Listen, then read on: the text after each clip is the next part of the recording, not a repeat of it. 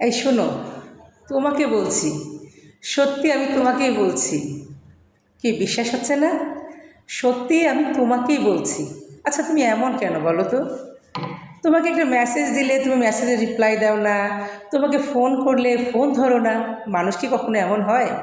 ভদ্রতা করেও তো মেসেজের রিপ্লাই দিতে হয়, তাই না? ভদ্রতা করেও তো ফোনটা ধরতে পারো, কেন ধরো না তুমি? আচ্ছা তুমি এমন কেন? একটু মাঝে মধ্যে কেউ ফোন করলে কষ্ট করে ফোনটা ধরবা। আমি জানি তুমি অনেক ব্যস্ত, সো হোয়াট।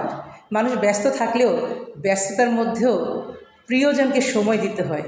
তুমি যাকে ভালোবাসো, তুমি যাকে পছন্দ করো, যে তোমার মনের মানুষ, যে তোমার হৃদয়ের মানুষ, তাকে একটু সময় দে। তার সাথে অন্তত ব্যস্ততা দেখিও না, এটা কিন্তু উচিত না। ভালোবাসার মানুষের সাথে, প্রিয় মানুষের সাথে কখনো ব্যস্ততা দেখাতে হয় না।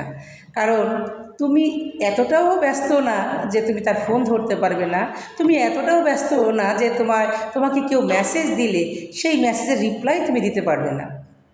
ব্যস্ততার ভান করো না, ঠিক আছে?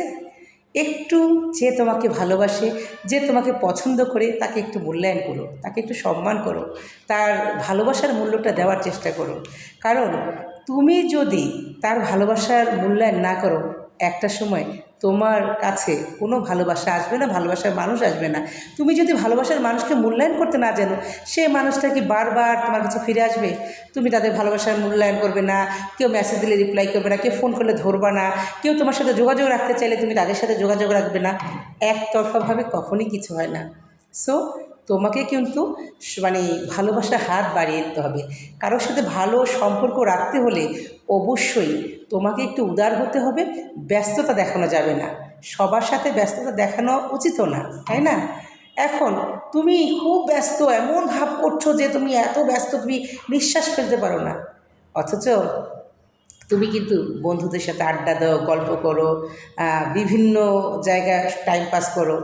কিন্তু যে মানুষগুলো তোমাকে ভালোবাসে, যে মানুষগুলো তোমাকে মূল্যায়ন করে, তাদেরকে তুমি ব্যস্ত দেখাও।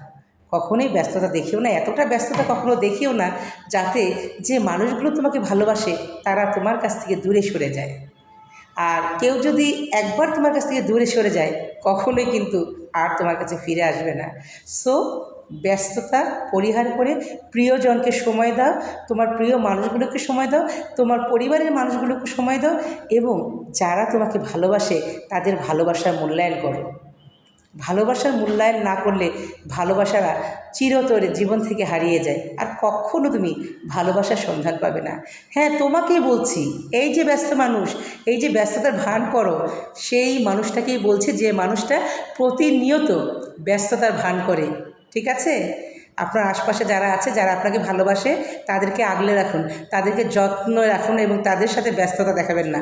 আবারও বলছি, এই ব্যস্ত মানুষ তোমাকেই বলছি, হ্যাঁ তোমাকে, এই ব্যস্ত মানুষ তোমাকেই বলছি, খবরদার আর কখনো ব্যস্ততা দেখাবে না। প্রিয়জনকে ভালোবাসবে, তাদেরকে আগলে রাখবে এবং তাদেরকে যত্নে রাখবে, তাদেরকে সময় দিবে। তাদের সাথে অন্তত ব্যস্ততা দেখিও না, প্লিজ। ভালো থেকো তুমি।